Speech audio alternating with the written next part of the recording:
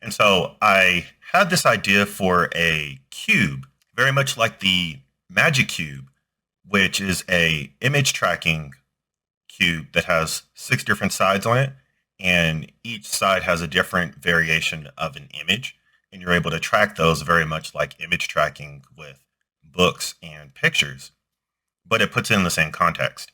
And so I created a cube that had my own designs of characters, and I wanted to find ways to allow people to take that adventure from the page and take it with them. And I incorporated the hot air balloon adventure experience into that cube to where not only are you able to walk around with that cube, but you're also able to take Roscoe and on the adventure with you, no matter where you go.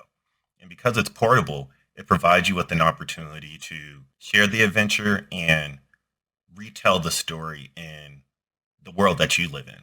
And so, in many ways, I wanted to bring the hot air balloon adventure to life. And the cube was the first iteration of that.